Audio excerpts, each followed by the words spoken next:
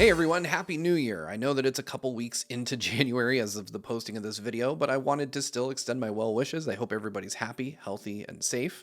One thing that isn't healthy is Stadia.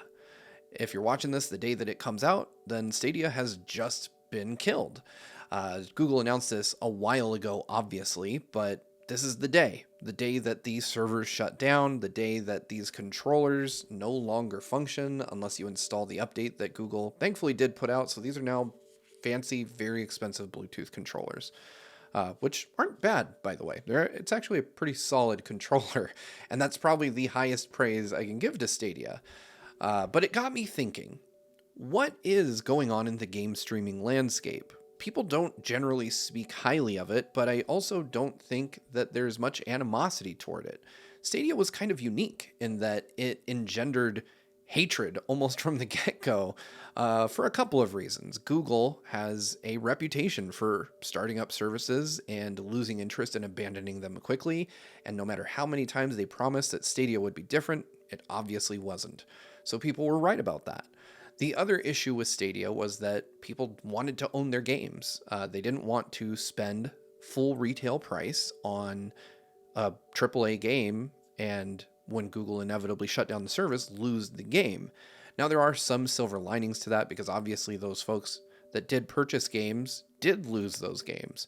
But Google did refund everybody's purchases, which I think is the smart move because it would have been a PR nightmare had Google decided not to do that. If they had just said, hey, well, you got to play them and now you're screwed, that would have been very, very bad business. So I'm glad that Google did the right thing and gave people their money back, but it still sucks because there's still progress lost in those games. There's still save data that's gone. Rockstar did help out folks that played Red Dead Redemption 2 and created a transfer tool to get their data off of Stadia, but that's one game out of many.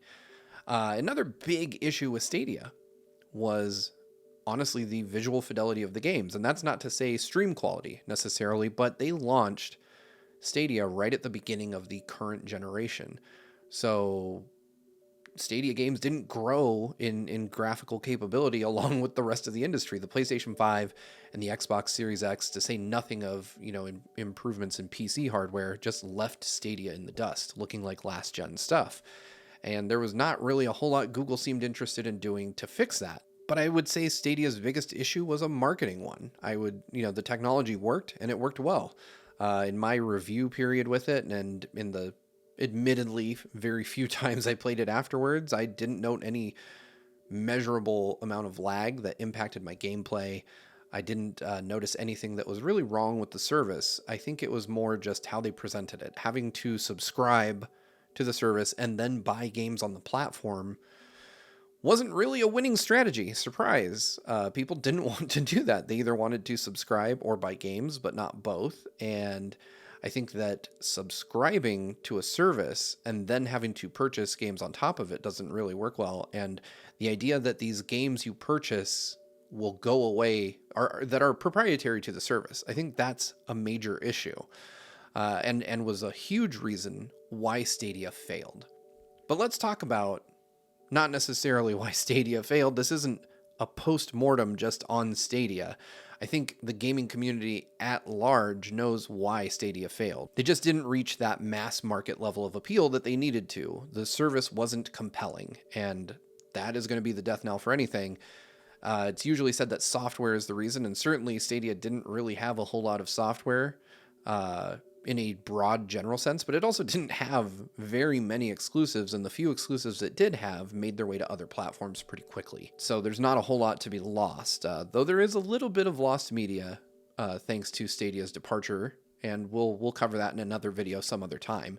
But let's talk about the game streaming landscape as it looks right now in 2023, because there are several other competitors out there. You have PlayStation Now, you have Xbox Live, which, thanks to Game Pass, now has cloud streaming. You have Amazon Luna, which, let's be real, is not long for this world either.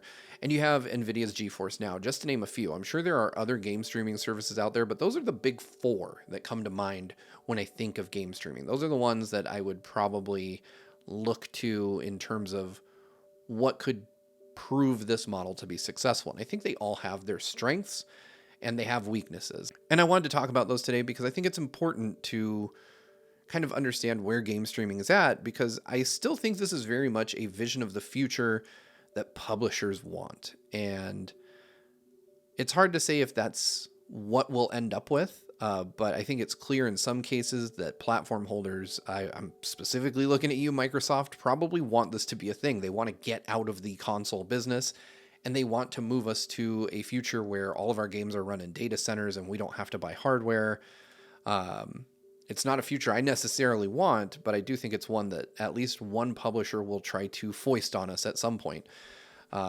Again, I think Microsoft is probably the most likely out of the big three console manufacturers to say they're going to the cloud. The Xbox Series X feels like almost a stopgap. Like, they want us to go into this future, and there are cool things about game streaming that I think could be very interesting.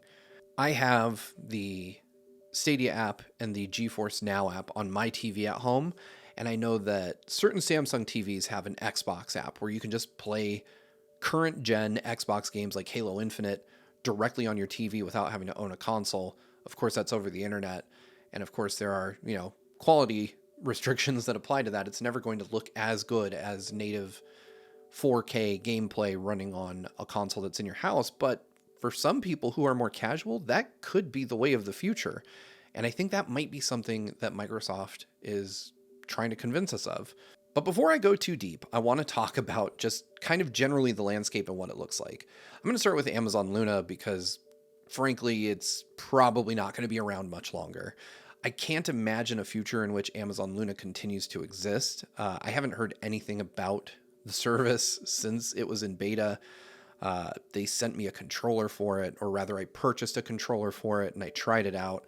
And it wasn't very remarkable. It was just another streaming platform. I wouldn't say that it had any better or worse latency than other streaming platforms, and the game selection was unique, but the monetization model was very weird. It's like you can buy games or you can subscribe. It's got that same issue that Stadia does, where it doesn't seem to have an identity. Or at least that's how I remember it. And maybe I'm wrong. Maybe things have changed, but I haven't bothered to check in with the service in over a year now. I don't even know what happened to my controller at this point.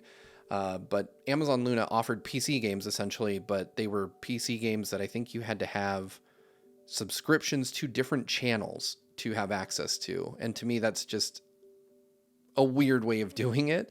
I think that it's smart in one way in that you don't have to buy these games and then they're tied to Amazon Luna, which I think was a big problem that Stadia had.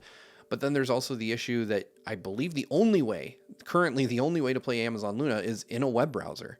And depending on what device you use, that could be problematic in its own. For instance, on iPhones and iPads, every single streaming service has incredible input latency because Apple requires you to put those games in a browser as opposed to a dedicated app.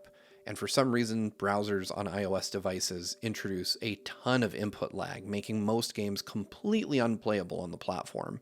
I've tried GeForce Now, Xbox, PlayStation, everything that I can think of just doesn't work properly on there. The caveat being that if you want to stream games from a console you own, then Apple will let you have an app. But Apple's restrictions kind of make game streaming not a thing on their platform, which is where the majority of smartphone users are.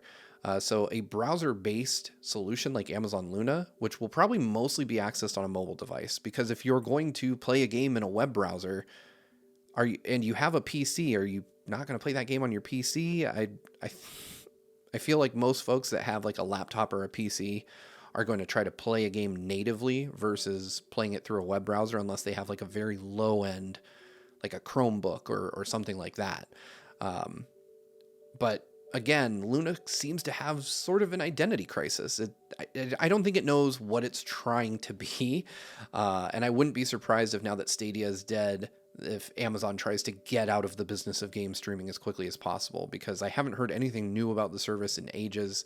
I can't imagine that much business is going on there. And I think at this point, it's one of those things where they're just staying in it to avoid the optics of hopping right out as soon as, the competitor they were trying to combat leaves the space as well. One company that has proven that they're into streaming for the long haul, however, is Sony. And I don't think most people realize just how long Sony has been invested in game streaming. Sony picked up Gaikai back in 2013. 10 years ago, they were invested in this. And if you're not familiar with what the game streaming landscape looked like in 2013, there were basically two major players. There was Gaikai, which became the foundation of PlayStation Now, and there was OnLive, which was a startup, and they had like a little set-top box that you could stream games to. Of course, it was very primitive compared to what we have today, but it was the only thing in town, and Sony bought both of those companies. They ended up buying Gaikai to, I believe it was, create the back end of what is now PlayStation Now. And I'm not actually sure why they bought OnLive other than to just have the game streaming business all to themselves. Sony ultimately did very little with it in those years. They basically used it to provide PlayStation 3 backwards compatibility to the PS4 by way of game streaming, and Sony has toyed around with different models for monetization for PlayStation Now over the years. And I think they finally landed on one that really works and works well. But initially, I believe it was you paid for game time or you purchased the games on PlayStation Now. I can't remember if it was purchasing the games or if you were buying game time. It was a decade ago. So let me know in the comments if you remember back then what they were charging for using PlayStation Now. But I remember it pretty much universally turned people off. Nobody wanted this. So it was kind of a difficult time for Sony in terms of how they were going to take this purchase of Gaikai and OnLive and turn it into something that made them money. As we got into further into the PlayStation 4 generation, it became, I want to say, a subscription service. PlayStation Now was just a subscription, and you could play unlimited PlayStation 3 games as long as you were subscribed. That has continued on into the current generation on the PS5, except now we have PlayStation Plus, Extra, and Essential. Extra and Premium. And those are the two tiers that give you some level of access to their game streaming functionality. And you can use those streamed games in a number of ways, in a number of weird ways, mind you. Some of them you can stream directly through a web browser on a computer or on any old device that has access to the internet.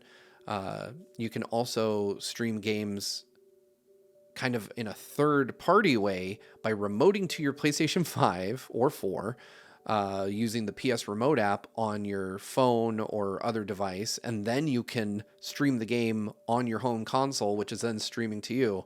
I don't recommend that. It introduces a boatload of lag, but it is possible. The issue for me is that the library is still kind of scattershot. You've got some PS1, some PS2, some PS3, and then some of these are streamable but also downloadable, so you could play them locally on a console. But I think the main issue with Sony's setup for PS Now is that there's still kind of the assumption that you own a PlayStation, that you have a PlayStation console in your home, and that assumption leads to the fact that there just aren't as many games available on the service as maybe there should be. I would love to see streamable PS5 games, for instance. Being able to play like Spider-Man 2 when that comes out, I think could draw a lot of people to the service. I think the major drawback of the service is that Sony isn't putting their big first-party titles. They're arguably the best games that are coming out every year. Sony is making some of the best first-party content they've ever made, and none of it is available for game streaming. So you have to be a really big fan of Sony's back catalog. And I think a big problem with that is that the most enthusiastic folks about Sony's back catalog are fans who probably already own a lot of the games that they put on the service. It's been rumored that Sony's going to add PlayStation 5 games, but there's no official announcement from them, so we can't really operate under the assumption that that's going to happen at some point. Instead, we have to think about the fact that Sony very well may just continue to do PS3, PS2, PS1 games on this service. I know we will get PS4. I think we do have some PS4 games on the service right now, but still, those are all generations old at this point. And it would be nice to see more recent games available to stream. to be able to play wherever you want, especially since Sony hasn't put out a new handheld, and it doesn't seem like they're ever going to. But in terms of the technical bits and bobs, quality, lag, that kind of stuff, I would say that PlayStation Now is completely serviceable. I've used it and had a few drops here and there, but nothing that I would call unplayable. And people I know, like my brother, have played through entire 50, 60, 70-hour games over PlayStation Now and had zero problems. So I do think it's a valid, good competitor from a technical perspective. I think its issues are mainly that Sony is still being very guarded with its first-party content, especially recent first-party content. And I think if they can overcome that hurdle and start offering those games and find a way to build revenue off of that in a way that makes sense for them to keep the service and their console business healthy, then it could easily become the most popular game streaming service out there. But you know who isn't worried about putting their first-party content day and date on game streaming services? Microsoft. These guys, and I've talked about this on GVG Cast a ton of times, they've been killing it with their game streaming offerings, which is part of Game Pass now. If you have Game Pass Ultimate, you can stream just about any game in the Game Pass library to just about any device. You can do it on a PC, on an Xbox, you can do it on your phone, your tablet, your PC if you've got one. And if you have PC Game Pass Ultimate, you can just download the games. But we're here to talk about game streaming. And I have to say that Xbox game streaming works fairly well. It still has the same issue in that it's a little difficult to find a dedicated way to play them. Right now, if you want to use a TV app, it's strictly certain models of Samsung TVs. Unfortunately, I buy LG, so I don't have access to that app. So the primary way that I would stream an Xbox game if I wanted to do that is probably going to be my phone. And as I mentioned before, phones kind of have an issue with input lag, at least iPhones do. And like 57% of Americans, I have an iPhone and an iPad. And if I'm on my PC, I'm probably going to play those games locally. And I have an Xbox in my home. So I'm generally not making use of this service much unless it's to try out a game on my Xbox before I download it. Sometimes I'll go to Game Pass and I'll see a game that's interesting. And rather than spend, 15, 20 minutes downloading the game, I'll just stream it for 15 or 20 minutes and see if I like it. And if I do, then I'll download the game and continue to play it locally. In my experience, there's zero lag on Xbox. It does have pretty lengthy startup times. Like there's a little spaceship animation that flies across the screen when you're starting a game stream, and that can be up there sometimes for a minute, maybe 2 minutes. And that feels a bit cumbersome at times. But I think Microsoft has done a great job of making a ton of games available, and more specifically, they're not holding anything back. They're giving you their latest and greatest first-party games on this service. It seems clear to me, at least as an outside perspective, that Microsoft wants this to be the future of their business, that they want to be a streaming company rather than a console manufacturer. The Xbox didn't really have any big releases in 2022, and we're starting to see them push more, in terms of Game Pass subscription and streaming games and getting people to interact with games in that way. And I have to say, there is something really cool about just sitting down to your TV with a controller, no hardware, and playing games completely over the internet without any additional hardware. I think that's really cool. I think there are major drawbacks to it still, but if you can create native apps and you can get over some of the latency and quality issues, then this could be a potential way forward for Xbox if they want to get out of the console business. I, for one, hope they don't. I still love my Xbox. I really enjoy playing games on it. And there are certain games that I think just don't work for game streaming, which I'll get into towards the end of the video. But Microsoft at least has one critical part of it down, and that is that they have their first-party content day and date available on their streaming platform, and that you can stream to pretty much anything.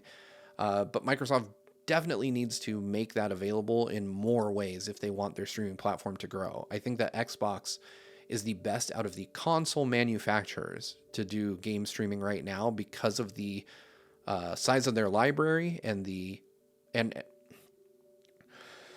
because of the size of their library and what exactly it is they're offering. I think that there's a lot of value in Game Pass.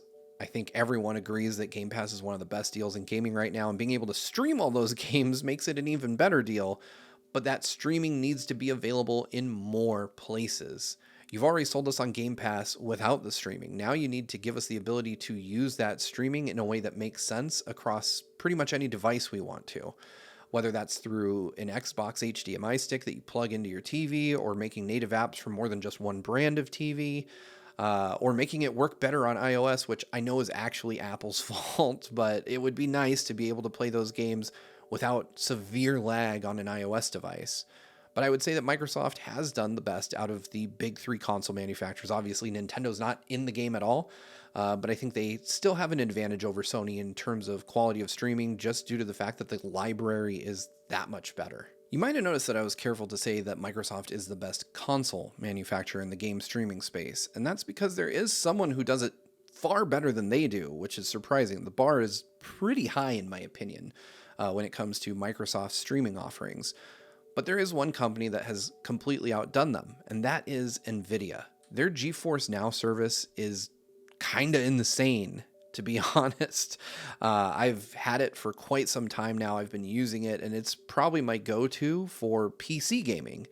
That's right. GeForce Now is less like a specific game streaming service and more like owning a PC that exists in the cloud. And that is jargony way of saying that you basically have a computer out there that's being constantly upgraded for you. And that's easily my favorite thing about NVIDIA's GeForce Now offering, is that it gets more powerful as technology moves along, which is one of the things that none of the other streaming services are doing. Stadia promised it. They said they were going to upgrade, but NVIDIA actually did it.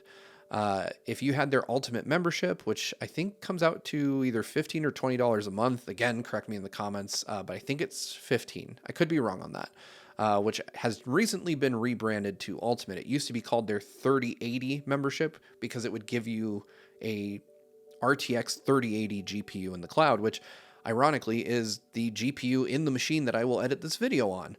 But now, if you are still subscribed to that tier, you get upgraded to a 4080, an entirely new generation of GPU. But the thing that I think is really cool about this is that it does play games. There are 1,500 of them. And in fact, we covered a huge NVIDIA GeForce Now leak about this, which is what got me started on this journey of getting into the service and understanding it. And there's room to grow this service into something really interesting. The thing I like most about GeForce Now, though, is that it plays your games. So you own the games that it plays. To work with GeForce Now, you do subscribe to a service, which gives you access to basically one of their computers in the cloud, as I'm going to call it. I'm sure it's like a virtual machine or something that just has distributed compute and graphical power. But for the sake of simplicity, I'm just going to say it's a computer in the cloud, and we're just going to imagine a desktop that's sitting in a server room somewhere that you get to borrow for a while. But you get to use these computers in the cloud to play your existing Steam, GOG, and Epic libraries. So when you create your NVIDIA GeForce Now account, you link your Steam account, your GOG account, and your Epic account to GeForce Now. It reads what you own and lets you play those games. And I think that is utterly fantastic, because it lets you play games that you're not going to lose. If NVIDIA gets out of the streaming business tomorrow, you've still got all those Steam games that you bought. Even if you don't own a computer, you can just buy Steam games and play them on GeForce Now. And I love the fact that that means, you know, if later on you do decide to cancel your subscription and buy a gaming rig of your own, you have all those games that you were playing on NVIDIA's service because they were always yours.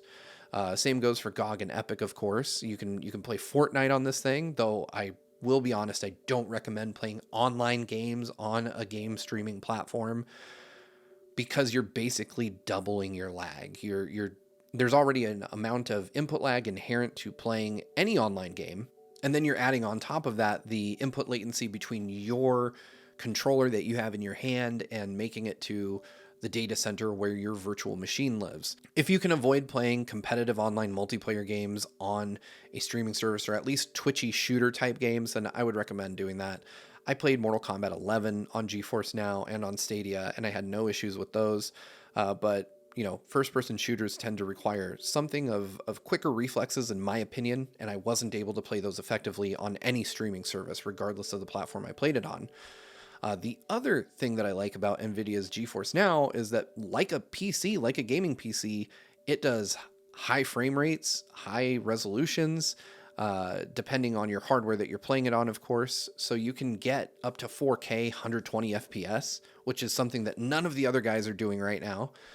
You do have to have an NVIDIA Shield to do that, and I was such a fan of the service that I went out and I got an NVIDIA Shield, and I tried that out. I played Cyberpunk. It ran Cyberpunk better than my PC at home can, and the visual trade-off was almost non-existent. I was able to play the game with little to no lag. I didn't feel any input lag. I was able to shoot, drive, make corners, not have any issues with the gameplay. And while I do know that there's a bit of added latency, because it has to have added latency, that's just how physics work, it was not to a point where I could actually feel it. I would have to, have the game running locally and on GeForce Now side by side for me to even notice a difference in how they control, look, feel.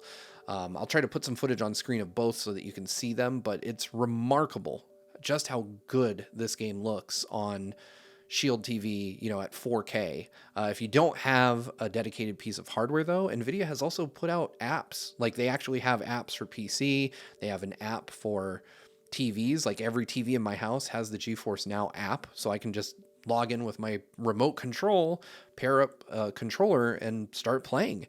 It's probably the easiest service out of all of them to use for game streaming. And I've become a huge fan over the last 6 months or so that I've been playing it. But I do think that there are still issues to be solved. iOS doesn't work great on any of these services. I tried playing GeForce Now and it was unplayable on iOS, but again, that's Apple's fault. I feel like that's an Apple restriction. They have caused the issue there and they need to fix the issue. Unfortunately, it means that probably my favorite way that I would play these games isn't available to me because Apple's web browser just introduces severe input lag. But aside from that, playing it on my TVs at home, playing it on the Shield TV, which I took with me to my mom's house over vacation, and it still kind of sort of worked, even though she has bad internet. I was impressed, and I think that game streaming does have a future, though I think that nobody has it right 100%. I think that NVIDIA is the closest. I think they've got it the closest to correct here. I think that with a few more improvements, they can make it even better than it already is. And personally, as somebody who has to use computers for a lot more than just gaming, the idea of a cloud computer that I could use potentially for other stuff would be incredible. I'd love to see them let me use my Premiere on this so that when I'm on the road, I could edit videos without having to take an entire desktop with me. I could just upload files to it and be able to edit videos for you guys while I'm on vacation elsewhere or while I'm doing other things. Or I could use it for, any of the other boring stuff that people use computers for. Maybe I'll run Excel on it or something. I don't know. But I would love to see NVIDIA expand this concept to just be a computer you could use full-time in the cloud for any reason you want, for any purpose. And I think that it could do very well for that. But as it stands currently, it is the absolute best implementation of cloud gaming that there is out there. I think it far exceeds all the other services out there. And I think that it is a blueprint for what the model of gaming should be in the future. Allow people to purchase optional hardware if they need it to make their streaming experience better, and make sure they're able to own the libraries of games that they use on your streaming service, not just rent them, not just borrow them, but actually own them, and let them use external sources for those games, like Steam, like GOG, like Epic, where you can take a library of games you've been building your whole life and use them on this service and not lose them if they decide to wind the service down. Right now, GeForce is the only one that's doing that, because if Microsoft decides to close the Microsoft Store, if PlayStation closes the PlayStation Store, those games, they'll be gone. So it's really cool to see, that we have multiple options on GeForce Now to be able to do that.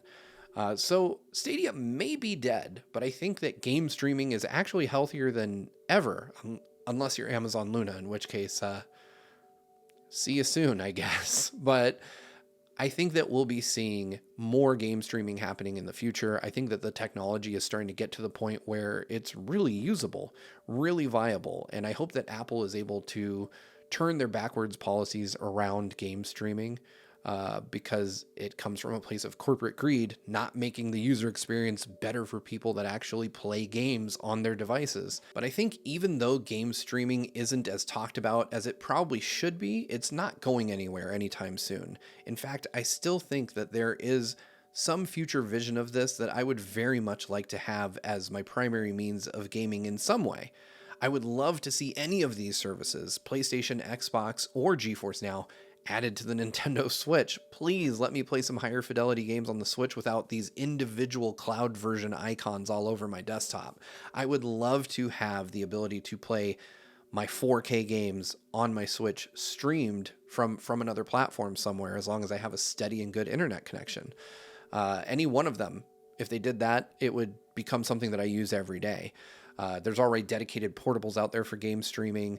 I don't think those are the way of the future. I think that we're going to see that some other device that plays native games also gets support for this. I think that could be a huge get for players and for whoever is able to partner with that company. But I don't necessarily think game streaming is the future of gaming, but I do think it's going to be a component of it. I think we'll always have consoles, we'll always have hardware in our homes, but we'll start to stream games more and more. And I think for people who are just casual fans who don't necessarily want or need a console, this is the best way for them to play games. There's no investment up front, and they can just buy the games they want without having to own the hardware.